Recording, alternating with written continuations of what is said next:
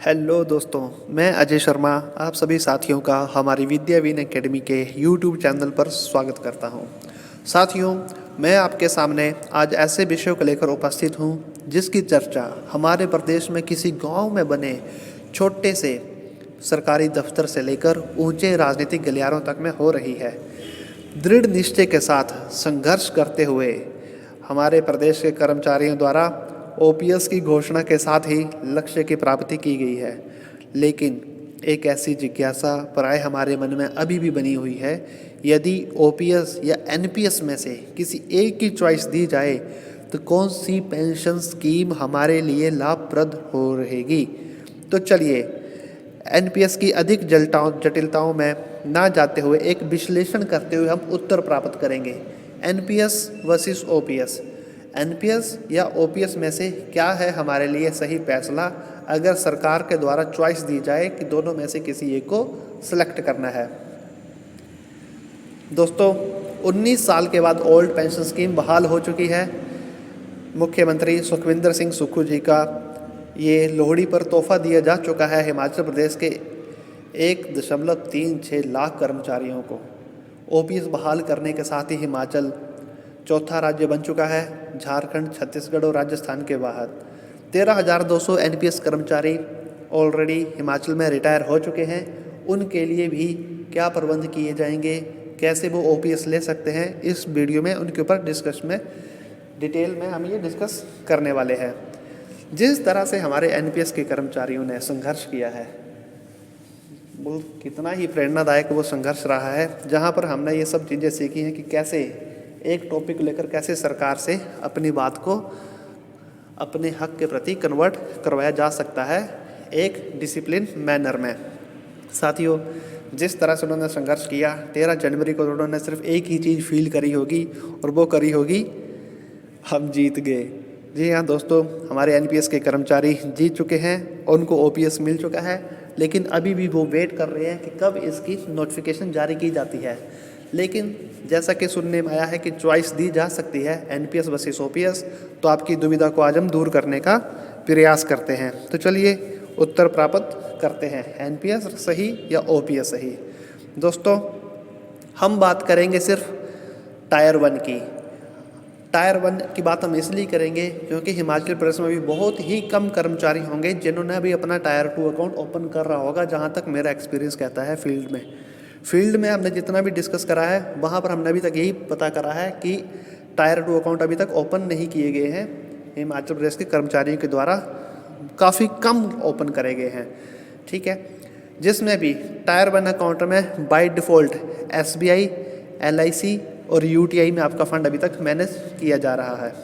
ठीक है दोस्तों, तो आज हम इसी विषय के प्रति ये बताने जा रहे हैं कि कौन सी स्कीम में, कौन से पेंशन फंड मैनेजर में आपको अधिक रिटर्न मिलेगी, कहाँ पर आपको कम रिटर्न मिलेगी। ठीक है दोस्तों, तो जिसमें अगर हम बात करेंगे एसबीआई द्वारा लास्ट 10 सालों में जो भी रिटर्न दी गई है सिंस इंसेप्शन, ठीक है, लास्ट 10 ईयर की जो रिटर्न है वो है 12.13 और सिंस इंसेप्शन जो रिटर्न दी गई है वो है 10.39। ठीक है, एलआईसी के द्वारा दी गई है 12.27, यूटीआई के द्वारा 11.77, आईसीआईसीआई के द्वारा 11.85, कोटक के द्वारा 11.33, एचडीएफसी के द्वारा 14.21 और बिरला की तरफ से 11.73। और ये अभी नए फंड लॉन्च हुए हैं, टाटा, मैक्स और एक्सिस, तो इनकी रिटर्न अभी बन रही है। यहाँ पर ये जो हम चीज़ देख रहे हैं, अगर आप देखेंगे ध्यान से, तो स्कीम ई टायर 1, स्कीम ई का मतलब है कि इक्विटी में आपका जो फंड इक्विटी में कितने % रखा गया है, वो बाय डिफ़ॉल्ट स्कीम में अगर एसबीआई, एलआईसी और यूटीआई की बात करें तो 75% आपका फंड जो है वो डेट में है और 25%, ठीक है, 25% जो आपका फंड है वो इक्विटी में है। अगर इक्विटी में आपका फंड अगर एचडीएफसी में है तो 14.21 की रिटर्न दी गई है। ठीक है, और अगर एसबीआई में है तो 10.39% आपकी रिटर्न यहाँ पर बन रही है। ठीक है, लेकिन ये रिटर्न, ठीक है, क्योंकि एचडीएफसी अगर हम देखेंगे तो एचडीएफसी शुरू हुआ था, अगर हम इसके प्रति बात करें तो एचडीएफसी जो आपका शुरू हुआ था वो हुआ था 1 अगस्त 2013 को, जबकि एसबीआई शुरू हुआ है 15 मई 2009 से। एलआईसी 23 जुलाई 2013 से 21 मई 2009 से यूटीआई काम कर रहा है। और अगर हम बात करें टाटा की, तो टाटा 19 अगस्त 2022 को, सितंबर 22 में मैक्स और अक्टूबर 22 में एक्सिस ने काम शुरू करा है। ठीक है दोस्तों, तो ये हुआ इक्विटी की रिटर्न्स कि इक्विटी में आपको कहाँ ज़्यादा रिटर्न मिलेगी। ठीक है, दूसरी बात जो हम बात करते हैं, दूसरे में आपकी जो हम बात करेंगे वो हम बात करेंगे आपके कहाँ पर आपका दूसरा जो आपका फंड लगता है दोस्तों, वो है आपका स्कीम सी, कॉरपोरेट बॉन्ड में। कॉरपोरेट बॉन्ड में आपको कहाँ पर कितनी % रिटर्न मिलती है वो हम यहाँ से चेक कर सकते हैं। आप इसका स्क्रीनशॉट वीडियो से उठा सकते हैं। ठीक है दोस्तों, तो स्कीम सी में अगर हम बात करेंगे, तब जो सबसे ज़्यादा रिटर्न जो आपको मिली है वो आपको मिल रही है एसबीआई में, 9.71% की सिंस इंसेप्शन। ठीक है दोस्तों, और साथ ही अगर हम बात करें स्कीम जी यानी गवर्नमेंट बॉन्ड में, तो गवर्नमेंट बॉन्ड में जो आपको सबसे अधिक रिटर्न जो आपको मिली है वो आपको मिली है एलआईसी से, जिसमें आपकी रिटर्न रही है 9.86% की सिंस इंसेप्शन।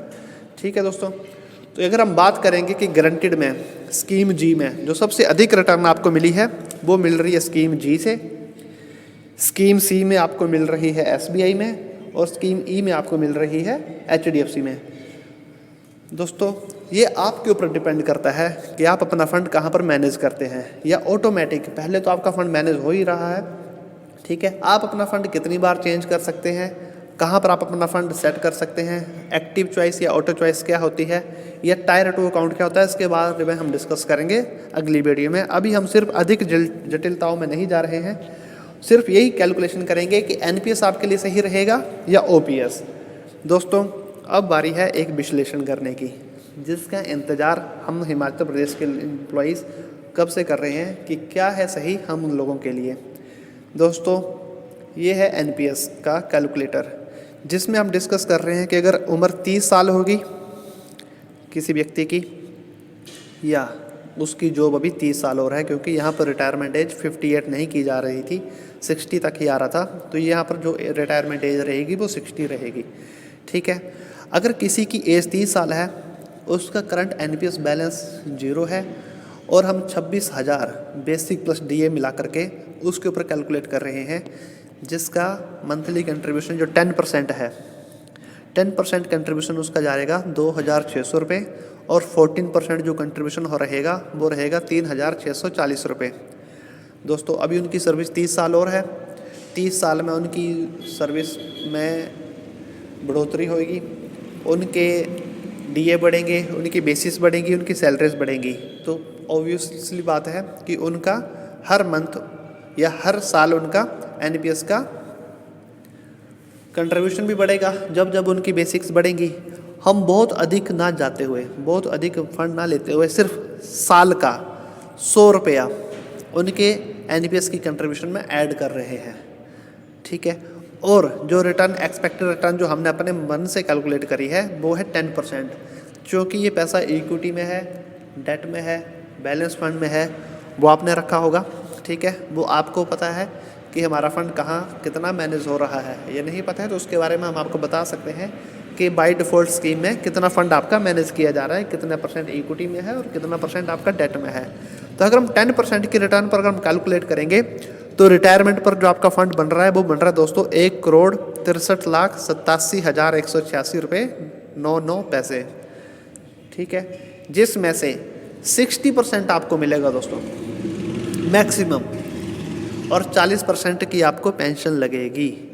जो 40% है उसके लिए भी आपको एक एन्युटी प्लान किसी एक कंपनी से लेना पड़ेगा, जो कि उसके ऊपर आपको कुछ % की रिटर्न देगा। जैसे कि 1,63,87,186 रुपये में से अगर 60% आपका पैसा विड्रॉल होता है, तो आपको इन हैंड जो अमाउंट मिल रहा है वो मिल रहा है 98,32,312 रुपीज़। ठीक है, और अगर आप पेंशन के लिए 7% भी अगर आपको एन्युटी दे रही है, तो आपकी जो मंथली पेंशन लगेगी वो लगेगी 38,236 रुपये 77 पैसे। ये दोस्तों तब लग रही है जब आप 30 साल के बाद रिटायर हो रहे हैं। ठीक है, तो 30 साल के बाद आपकी जो पेंशन एनपीएस में बन रही है वो बन रही है 38,236 रुपये और इन हैंड आपको मिल रहा है 98 लाख रुपया लगभग। ये रहेगा आपका एनपीएस में। लेकिन ये तब हो रहा है दोस्तों जब आपका 10% रिटर्न आ रही है। लेकिन अभी हमने चेक करा कि अगर इक्विटी में रखेंगे तो आपको जो मैक्सिमम रिटर्न आप देखेंगे तो 10%, 14%, 10% मिनिमम रहेगी और 14% मैक्सिमम रहेगी। यानी कि एवरेज आपके देखेंगे 10, 12, 11, 11, 11, 14, 11%, यानी कि 10 और 14% के बीच अभी आपको इसमें रिटर्न मिली है अभी तक के सिनेरियो में। वहीं अगर आपका कॉर्पोरेट में रखेंगे अगर आप, तो आपकी जो रिटर्न रही है वो रही है 9.71 से लेकर के 8.33 तक, यानी कि 8.8 से लेकर के 9.5% तक आपका रिटर्न इसमें रहेगा स्कीम सी में। और अगर स्कीम जी में जो आपका इंटरेस्ट रहेगा वो भी 8-9% के बीच रहने वाला है। तो जिसमें से अगर हम देखेंगे अगर हमारा कुछ पैसा अगर इक्विटी में रहा होगा और कुछ पैसा हमारा कॉर्पोरेट या गवर्नमेंट बॉन्ड में रहा होगा तो हमको 10% की मिनिमम रिटर्न हमको मिलेगी। ठीक है दोस्तों, जिसमें से आपको 1,63,00,000 आपका फंड बन रहा है और 98 लाख रुपए आपको मिल रहा है।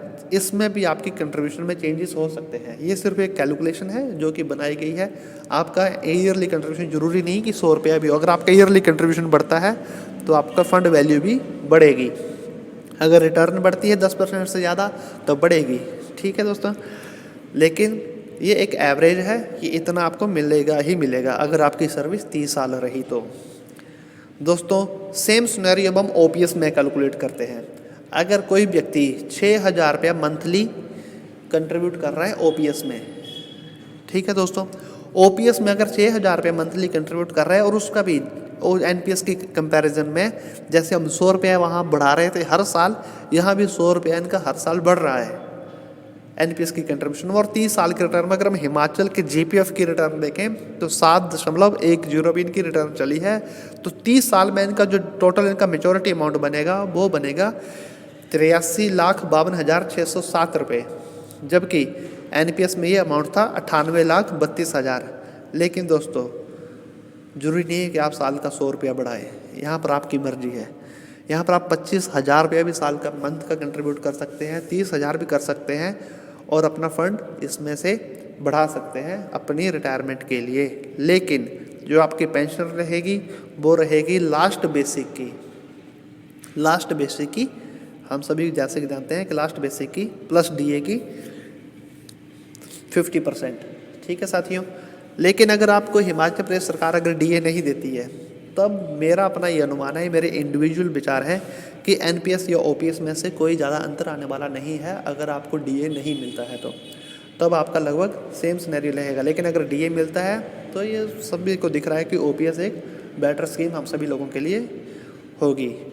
दोस्तों ये हो गया एक डिस्कशन कि एनपीएस या ओपीएस में से कहाँ पर किसको कितनी पेंशन मिलने वाली है। ठीक है, एक एवरेज सिनेरियो में। लेकिन अब बात करते हैं डिस्कशन के बाद, जैसा कि मैंने आपको वीडियो के शुरू बताया था कि सिर्फ डिस्कशन ही नहीं होगा, हम एक डिसीजन लेंगे। तो अब वक्त है एक फाइनल डिसीजन लेने का कि क्या है बेटर आप सभी लोगों के लिए। जिसकी सर्विस 10 साल से कम होगी, जिसकी सर्विस 10 साल से कम होगी दोस्तों, उसके लिए मुझे लगता है, ये मेरा अपना इंडिविजुअल है, कि उसके लिए एनपीएस बेटर है। क्योंकि ओपीएस में उनको पेंशन तो नहीं मिलती है अभी तक, तो उनको एनपीएस की तरफ जाना चाहिए। जिनकी सर्विस 20 साल से ज़्यादा है, या मान सकते हैं 15 साल से भी ज़्यादा होगी, 15 या 20 साल से ज़्यादा है, उनको एनपीएस की तरफ रुख करना चाहिए। क्योंकि दोस्तों एनपीएस में 10% या 11% के रिटर्न के साथ ही आपको आपका फंड मिलेगा। ठीक है, जिसमें से अगर आपकी पेंशन लग रही है उतना ही फंड आपको आफ्टर रिटायरमेंट, वो फंड आपको 60% मिलने के बाद 40% की आपको पेंशन लग रही है, वो फंड एज इट इज़ आपका आपके नॉमिनी को मिल जाता है। ठीक है दोस्तों, तो ये फाइनल डिसीजन हमारा ये है। तो कौन लोग हैं जो ओपीएस में जाएंगे? ओपीएस में उन लोगों को जाना चाहिए जिनकी सर्विस 10 और 20 साल के बीच में है। दोस्तों जिनकी सर्विस 10 या 20 साल के बीच में है उनको ओपीएस की तरफ जाएं, तो ये उनके लिए एक अच्छा फैसला हो सकता है। क्योंकि दोस्तों हमने अभी बात करी है सिर्फ टायर 1 अकाउंट के बारे में। टायर 2 के बारे में अभी हमने कुछ भी डिस्कस नहीं करा है, क्योंकि मैंने जैसे कि शुरू में बताया था कि सिर्फ टायर 1 के ही अकाउंट होल्डर्स हिमाचल प्रदेश में मैक्सिमम हैं, टायर 2 के अभी तक नहीं हैं। तो दोस्तों आपको ये वीडियो कैसी लगी ज़रूर मेरे साथ शेयर करें, कमेंट्स में बताएं कि आपको टायर 2 के बारे में जानना है, उसके बारे में आपको अगर पता करना है कि कहाँ पर कितनी रिटर्न मिलती है, टायर 2 अकाउंट कैसे ओपन होता है। और दोस्तों टायर 1 के बारे में भी अभी हमने कोई अधिक जटिलताएं के बारे में बात नहीं करी है, सिर्फ यही डिस्कस करा है कि कहाँ पर कितनी पेंशन मिलेगी। धन्यवाद दोस्तों। विद्यावीन एकेडमी के इस यूट्यूब चैनल को जरूर सब्सक्राइब करें दोस्तों, और कमेंट्स करें कि आपको ये वीडियो कैसी लगी। धन्यवाद।